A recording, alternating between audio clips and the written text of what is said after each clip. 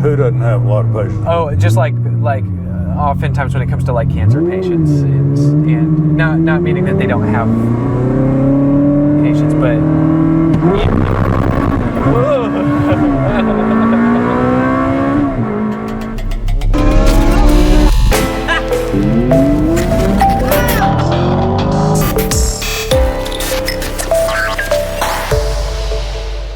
no, this will be great. I see now that's just showing off. I'm gonna turn your heated seat on. I'm gonna give you a hot seat, and then I'll give me a hot seat. If it gets too hot, you just tell me. But I want to go windows down so you can get the correct feel of it, okay? All right. And then I'll give some heat too. How about that?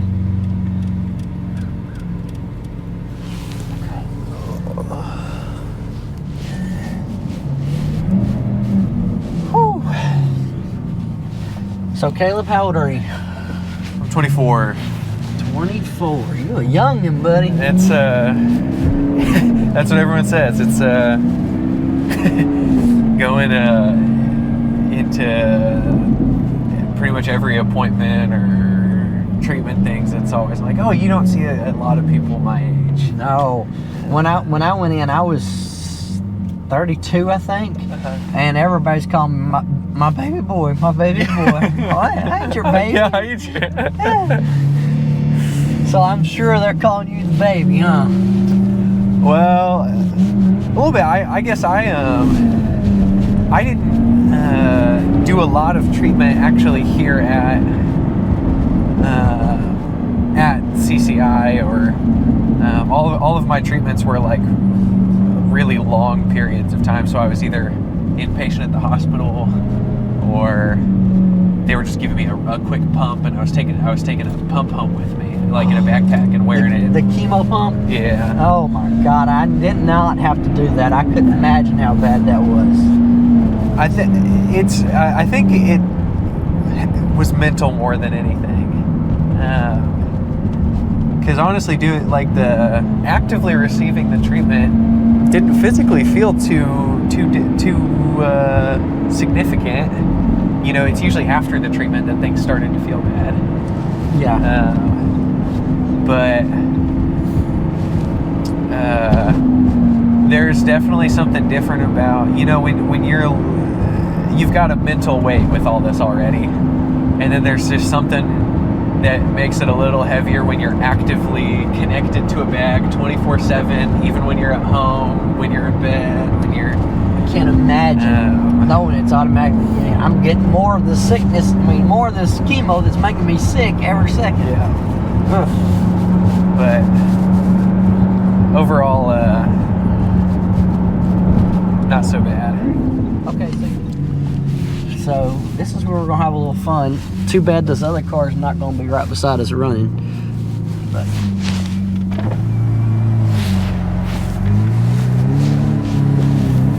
and we are fixing to have it.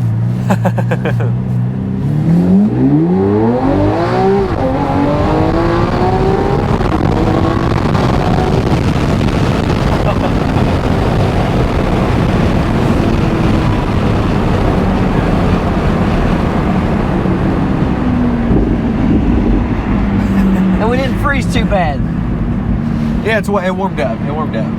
That big truck get out of our way, we might go over beside it, because they ain't gonna be able to go anyways, because their patient don't want to go. Well, that truck's on the way. Wish it would have run.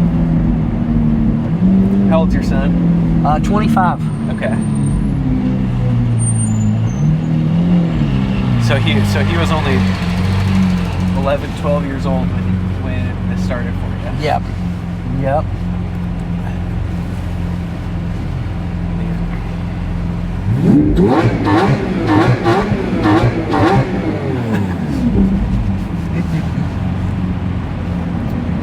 What was the what was the time in between? I think the most for me, when I look back on, I guess, so I was diagnosed at the end of May, so it's been about 6 months for me. I think still in all of that, the most stressful time in all of it was there was the week where we first had scans that showed things, and then it was about a week until we like had everything figured out and knew what treatment was going to be, and there was like a lot of unknown in that week, and that was like the most stressful time. Did you have a period like that where like you guys kind of knew there was something, but you didn't know enough about it, and like there's just so much unknown? Let's get these windows up so we can hear you good.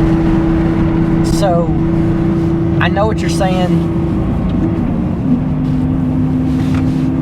My fear was when they told me I had the cancer, and the main part probably was when I went to the doctor, and he's like, my son was, 11 or 12, whatever you want to say, might have been 13. So he said, oh, you'll see your son graduate. And I'm like, well, that's not far. That's not far. Yeah, that's not. So that was, but nobody really had a study on, I'm supposed to be like 60-something years old to get the one that I got. And most people get that cancer, they die of natural causes in their 70s. But I'm in my 30s, so that was my thought. But, yeah, that was, cancer's scary. Yeah. Come on, car, go into gear.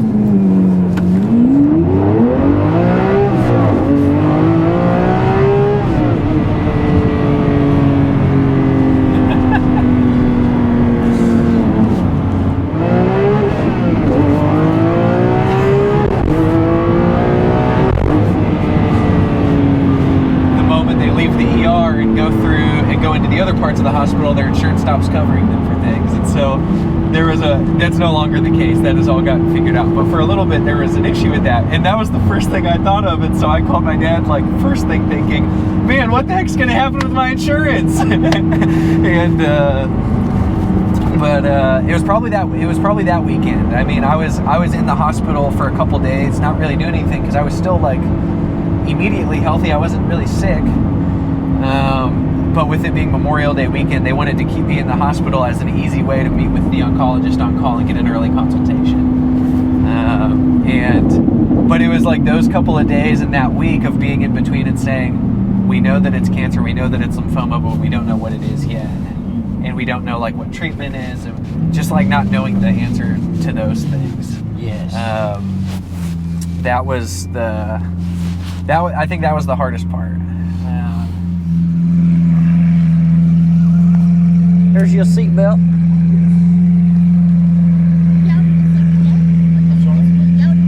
No, once a week. And you know how to flip it on. You ready, Norman? We're very blessed that we'd like to share our blessings. Well, that's good. Yeah, we are. I'm ready. Okay.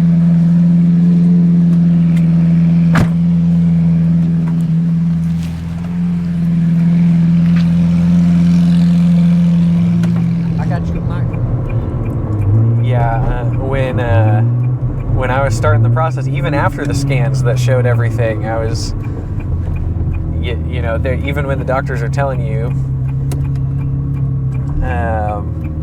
what they think it is, until you like have the biopsy and have some of the stuff to really confirm it, you're still kind of hoping like, all right, well they'll figure out it's something else.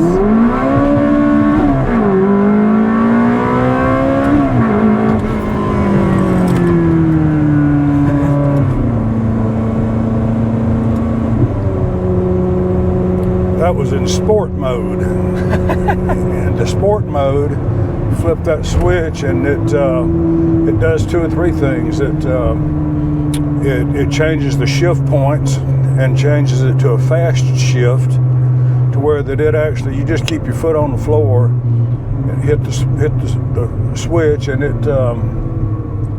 it'll let off the gas, depress the clutch, shift the transmission, engage the clutch, and reapply the throttle in 1.4 milliseconds. That's a hoot to drive in that in that mode. So you said this is in 04? Yeah. How long have you had it? 17 years. I had it since 05. Oh, you got it fresh. I guess most people, when they have cars like this, they don't generally buy them used. Generally not, but the heck of it is with Ferrari, if you're not somebody, like an actor or a politician or Sure. something, you just keep getting shoved back to the back of the line. Yeah, right. Because I had a deposit down with them for 7 years to order a new car. And during that 7 years, I bought 2 cars from them. One of them I didn't want because it was a hard top, but I said, I'll take it and drive it for a year or so. And believe it or not, on that one, it was brand new. And I bought it in Houston, and I took it back for the 5,000 mile service in 10 days. Because I've always said if I ever get to where I can own one of these, or a really nice car like this, then Sure. I'm going to drive it. I'm not going to put it in the garage and polish it. I want to drive it. You're a more And reasonable person than most. And have fun with it. Well, you see these that are for sale that are 6 or 8 years old and they only have 1,500 or 2,000 miles on it. This one's got 33,000 on Yeah. it. I've driven it. I lived in Lake Tahoe for 10 years, and Okay. I would go down the Sierras, down to the foothills. Usually once a year, go to the Concours d'Elegance down in Monterey. That's one of the highest end, nicest car shows in the country, or in the world, really. And anyway, you go out of the Sierras and get down to the foothills, and there's Highway 49 that goes all the way to Southern California. And it's on the foothills, so you got some rises and falls and banks, and everything. It's a smooth road, and it's well banked, and to where that by the end of the day, you're actually tired of, Sure. of driving.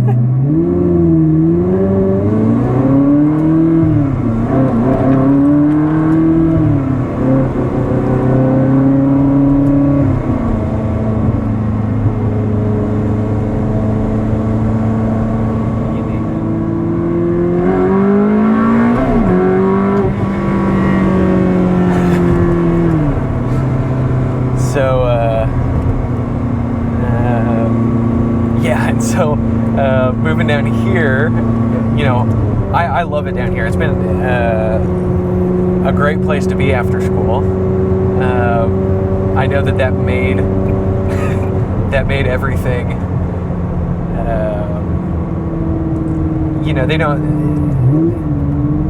They don't have a lot of patients who are young. Who doesn't have a lot of patience? Oh, just like oftentimes when it comes to like cancer patients, and not meaning that they don't have patients, but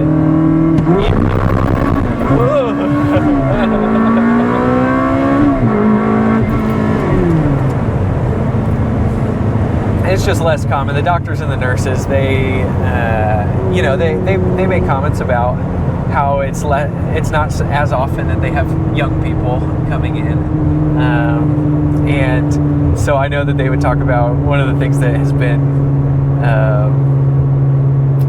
I won't say hard, but it's certainly been one of the things to navigate is going through all of this with family when I live here while still being so young, and while my parents are still in Illinois, and all my siblings live in Chicago or they live in Tampa, and they're all over the place, and everyone's worried and everyone wants to see you because cancer diagnosis is a big deal, but you live so far away on your own, and so that's been one of the big dynamics of the last 6 months, has been trying to like manage the family part of it with everyone being away and needing to travel if they're going to come, and not really being able to travel myself. But I think that's probably been the thing I've been most excited for, is being a little more able to travel again once I was done with treatments.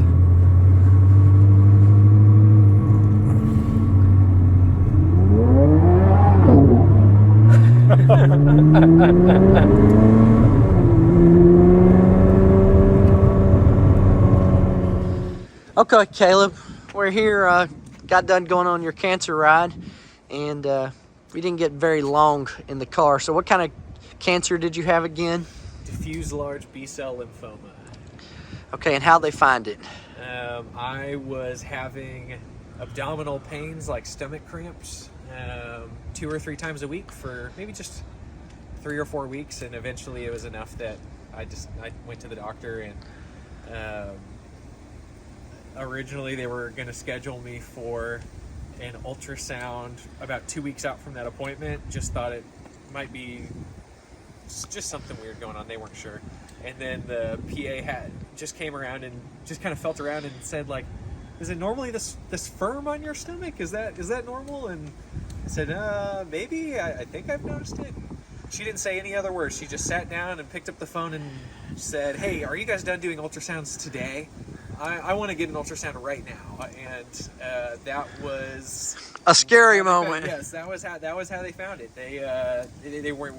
We weren't able to do it that night, but first thing next morning got an ultrasound done, and that's when they had their first scan showed it. Okay. Well, from going in the car, I heard that you are clear right now, showing no cancer in any CAT scan, I guess it is, or PET scan. Yeah. I had a clear PET scan in August. In August, so that is great. And how many more rounds of treatment you got? I actually just finished. Finished your last one? I just finished my last treatment last week, and I've got another PET scan here in 2 weeks to kind of check up on any changes since the last one. And you did a backpack full of treatment, so you had treatment 24/7, or did it ever give you a break? It was 24/7, so I would do it. I would do a week of treatment 24/7. The only time I would stop would be when I came in for them to change out the pump, and otherwise I was plugged in. I had it plugged in all hours of the day. Slept with it, ate with it, cooked with it. God, dog. Everything. And then I'd do that for a week, and then I'd get 2 weeks off, and then I'd go back about 3 weeks later and start up again. And how many treatments? How many different treatments? I did that 6 times. The first 2 times I just was in the hospital since it was early, but then after that I started doing it from home and did 6 rounds of that. Well, I love your positive attitude, and keep up the work. Everybody be praying for you. Yeah, I really, it has, the support that I've had has been overwhelming. Enough that I have had to tell people, if I don't ask for help, I swear it's not because I don't want your help. It's because there's so much help that I don't have that much need. So that's a good thing to have. It's a good thing to have. It's a good thing to have. Yeah. What did you think about your ride? I wanted to. It was wonderful. It was both cars were great.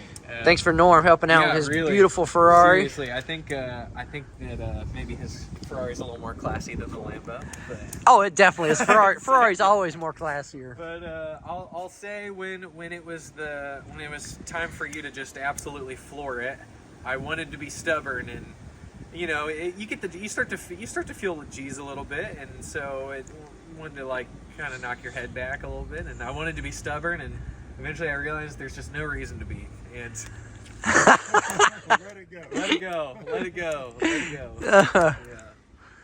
Well,